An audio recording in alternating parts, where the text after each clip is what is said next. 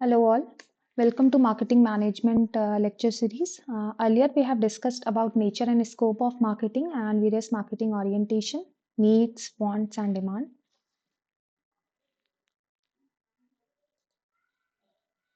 In this lecture we will discuss about elements of marketing mix.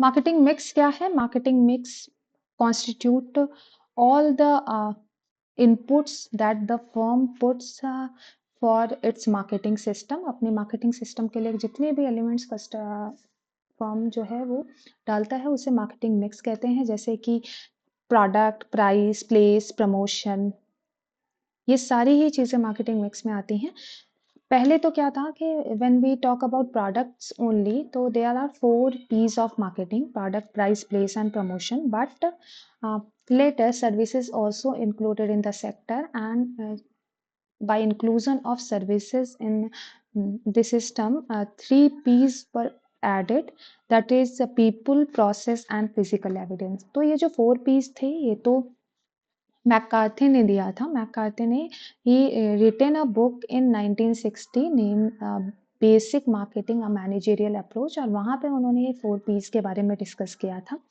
जो product price place promotion है उसके बाद बूम्स and Bittner ने 1981 में 3 P's और ऐड किए इस 4 P's में जो सर्विसेज के बारे में भी बात कर को जस्टिफाई करता है या उसके बारे में बात करता है ये 3 P's हैं people process and physical evidence तो 4 P's और 7 P's तो हमारे ये हैं इनके बारे में एक एक करके डिटेल में देखते हैं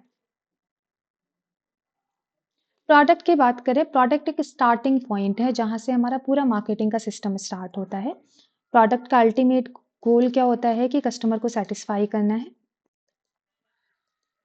प्रोडक्ट में अगर हम प्रोडक्ट्स की बात करें प्रोडक्ट मिक्स की बात करें तो इसमें प्रोडक्ट का डिज़ाइन आ गया प्रोडक्ट का लाइन आ गया कि क्या स्पेसिफिकेशन है क्या डाइवर्सिफिकेशन है how product is different from और आर कॉम्पिटिटर्स उसकी ब्रांडिंग आ गई पैकेजिंग आ गई प्रोडक्ट की लेबलिंग आ गई आफ्टर सेल सर्विसेज क्या है ये सारी चीज़ें प्रोडक्ट में आती हैं it is the thing that company is offering to the customers तो ये कस्टमर के नीड और वांट को सेटिस्फाई करने के लिए जो कंपनी ऑफर कर रही है उससे प्रोडक्ट कह रहे हैं इसमें सिर्फ टेंजिबल एट्रीब्यूट ही नहीं आते हैं इसमें इंटेंजिबल एट्रीब्यूट्स भी आते हैं जैसे टेंजिबल में तो हम देख पा रहे हैं कि प्रोडक्ट आ रहा है उसका डिजाइन क्या है पैकेजिंग क्या है लेबलिंग क्या है कलर क्या है लेकिन इंटेंजिबल थिंग्स भी आते हैं इंटेंजिबल एट्रीब्यूट्स भी आते हैं जैसे कि प्रेस्टीज ऑफ मैन्युफैक्चरर उसका वारंटी क्या है क्रेडिट क्या है डिलीवरी टर्म्स क्या है या पोस्ट परचेज सर्विसेज क्या है आफ्टर सेल सर्विसेज जिन्हें कहते हैं ये सारी चीज़ें हमारे प्रोडक्ट को अफेक्ट करती हैं उसकी वैल्यू को बढ़ाती हैं जिससे कस्टमर का सेटिस्फैक्शन गेन होता है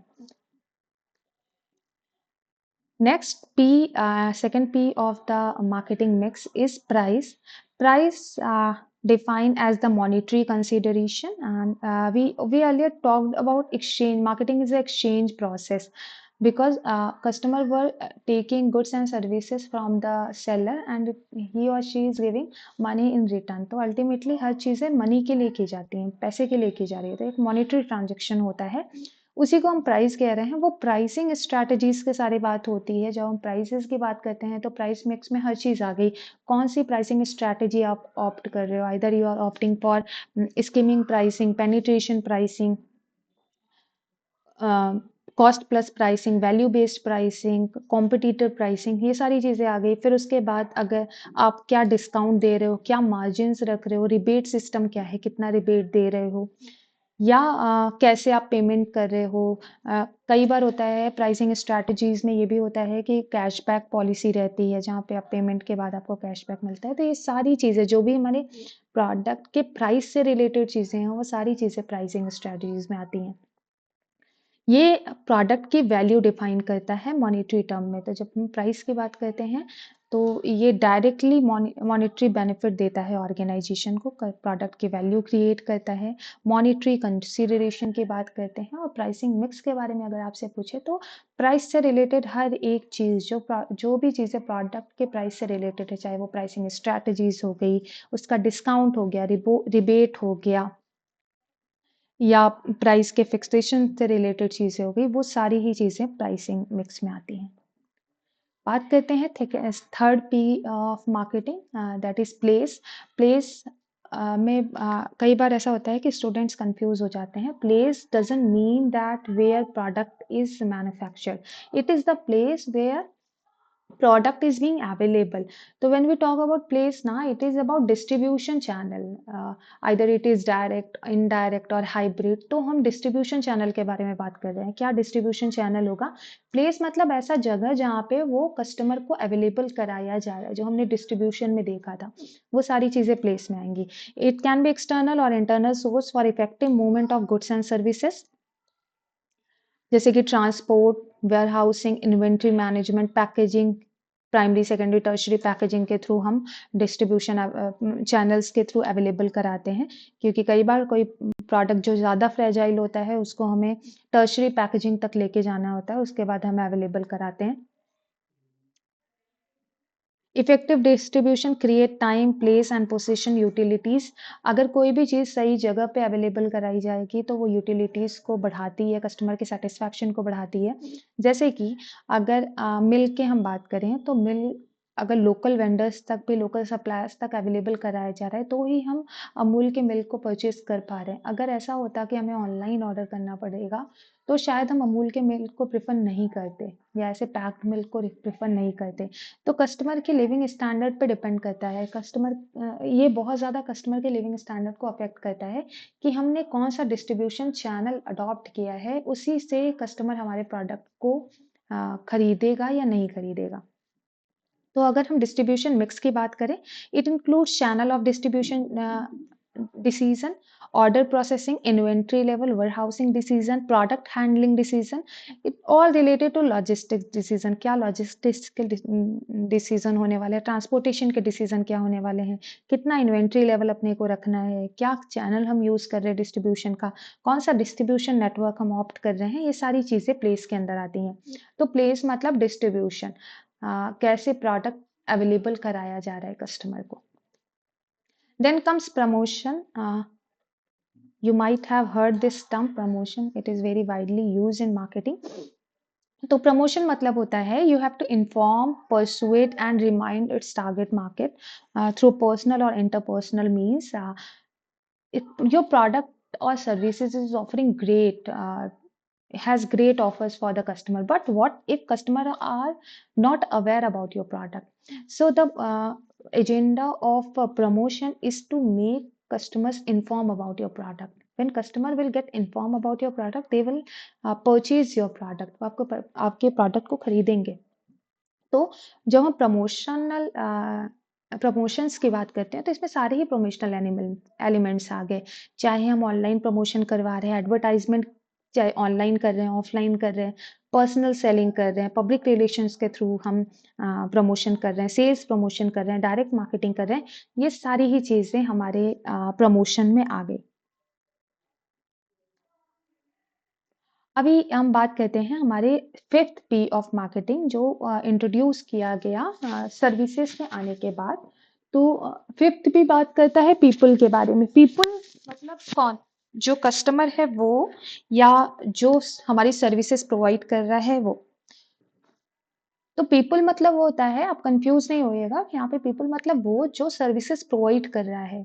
जैसे कि we have booked, suppose we have booked head massage from urban club. तो जो पर्सन आया जिसने हमें वो सर्विस प्रोवाइड किया, उसका बहुत बड़ा रोल है, वो कितने इफेक्टिवनेस से वो सर्विसेज प्रोवाइड कर रहा है। तो यहाँ पे सर्विसेज का इतना बड़ा रोल नहीं है, वो सर्विस कौन प्रोवाइड कर रहा है, सर्विस प्रोवाइडर कौन है, ये बहुत इंपॉर्टेंट रोल प्ले करता है। इसलिए पीपल का इक्वल इम्पोर्टेंस आ जाता है। So this aspect refers to those who are employed by the company. जो भी कंपनी ने एम्प्लॉय किया है, जिन्हें भी, वो सारे लोग पीपल में काउंट होंगे। चाहे वो डिज़ाइन के लिए एम्प्लॉय किया गया हो, कस्टमर प्रोडक्ट डेवलपमेंट या मैन्युफैक्चरिंग के लिए एम्प्लॉय किया गया हो, मार्केट रिसर्च के लिए एम्प्लॉय किया गया हो, डिमांड को डिटरमिन करने के लिए एम्प्लॉय किया हो, या सप्लाई चेन को मैनेज करने के लिए किया है, या टाइमली डिलीवरी के लिए एम्प्लॉय किया हो, या सर्विसेज के केस में तो वो प्रोडक्ट ही, वो सर्विसेज ही वो पीपल दे रहा है। तो सर्विसेज के केस में तो ये बहुत ही ज़्यादा क्रूशियल हो जाता है। हालांकि गुड्स के केस में भी इक्वली क्रूशियल है, लेकिन सर्विसेज में ज़्यादा ज़रूरी हो जाता है। देन बात करते हैं प्रोसेस की। प्रोसेस मतलब मैकेनिज्म, मेथड और प्रोसीजर थ्रू विच प्रोडक्ट और सर्विसेज आर ऑफर्ड। जिस तरीके से प्रोडक्ट या सर्विसेज डिलीवर की जा रही हैं, क्या प्रोसीजर हो रहा है। जैसे हमने हेड मसाज की बात की, तो बहुत सारे ट्रिक्स यूज होते हैं हेड मसाज में। तो जो प्रोसीजर वो फॉलो कर रहा है, जो मैकेनिज्म फॉलो कर रहा है, वो प्रोसेस में आता है। तो ये प्रोसेस भी इक्वली इम्पोर्टेंट होता है, जो कस्टमर के एक्सपीरियंस को बेटर करता है। अगर वो प्रोसेस अच्छा है, कस्टमर को एक अच्छा एक्सपीरियंस मिलेगा, तो कस्टमर सेटिस्फाइड होगा। अगर प्रोसेस अच्छा नहीं है, customer is not enjoying that head massage, तो वो उसका एक्सपीरियंस अच्छा नहीं होगा और फ्यूचर में वो बुकिंग नहीं करेगा वापस से। तो प्रोसेस मतलब सिंपल से समझ लीजिए प्रोसीजर या मैकेनिज्म जिससे कोई भी सर्विसेज डिलीवर की जा रही हैं। फिर आता है seventh P of the marketing, that is physical evidence. Physical evidence मतलब आप सिंपल सा कंसीडर करिए, you have booked a hotel for rest. तो यहाँ पे तो सर्विसेज आपका ये है कि आपको रेस्ट करना है, but how physical evidence are affecting the performance of the services. Physical evidence मतलब कि जो आसपास की चीज़ें हैं, जैसे कि बेड हो गया या सोफ़ा हो गया, टीवी हो गया, तो ये सारी चीज़ें जो हैं उसके आसपास हैं, जो आपके एक्सपीरियंस को एनरिच कर रही है, अच्छा बना रही है या साइकोलॉजिकली कंफर्ट आपको प्रोवाइड कर रही है, सेटिस्फैक्शन रेज़ कर रही है, वो सारी चीज़ें फिजिकल एविडेंस में आ गई। या आप एक बार्बर की शॉप पे जा रहे हो, आप सैलून जा रहे हो, तो वहाँ पे उसका फिजिकल एविडेंस कितना अच्छा है, how comfortable that chair is, ये बहुत ज़्यादा इम्पैक्ट करेगा कि वो सर्विसेज का क्या इम्पैक्ट आपके ऊपर पड़ता है, आपका कैसा एक्सपीरियंस बनता है। तो यहाँ पे तो वैसे तो सर्विसेज क्या है, हेयर कट, लेकिन बहुत ज़्यादा उसके शॉप के फिजिकल एविडेंसेस आपके एक्सपीरियंस को एनरिच करेंगे।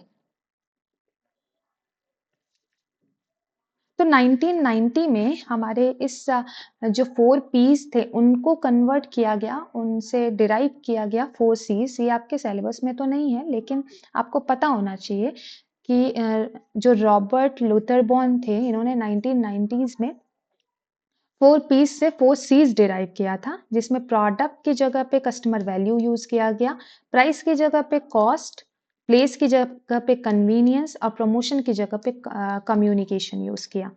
कस्टमर क्यों इम्पोर्टेंट है, इन्होंने बात किया कि कस्टमर ज़्यादा ज़रूरी है। कस्टमर ज़रूरी है क्योंकि उसी के लिए हम सर्व करने वाले हैं, हमें उन्हीं की नीड्स को सेटिस्फाई करना है। कॉस्ट मतलब प्राइसेस को इन्होंने कॉस्ट से रिप्लेस किया। इनका कहना ये था कि जितना ज़्यादा कॉस्ट अकर होगा कस्टमर को सेटिस्फाई करने में, कॉस्टिंग में हर वो चीज़ आ गई जो कस्टमर तक प्रोडक्ट अवेलेबल कराने में आई, तो इन्होंने प्राइस को कॉस्ट से रिप्लेस कर दिया। फिर उन्होंने बात वही किया है, बस इन्होंने वर्ड्स नए ऐड कर दिए हैं। फिर उन्होंने डिस्ट्रीब्यूशन चैनल या प्लेस की जगह पे कन्वीनियंस यूज़ किया कि how convenient customers are getting to your product. वो कस्टमर कितना कन्वीनियंट है आपके प्रोडक्ट को लेने में, कितने कन्वीनियंटली वो अवेलेबल है कस्टमर तक। देन कम्युनिकेशन, जब उन्होंने प्रमोशन को कम्युनिकेशन से रिप्लेस किया, तो उन्होंने एक्सप्लेन किया कि कम्युनिकेशन मतलब interaction between customer and brands. Customer और ब्रांड के बीच में सिर्फ प्रमोशंस ही नहीं होने चाहिए, कम्युनिकेशन होना चाहिए, मतलब टू वे कम्युनिकेशन होना चाहिए, जहाँ पे वो भी अपनी बात करे, क्योंकि advertisement is a one way communication, तो वहाँ पे टू वे कम्युनिकेशन की बात की।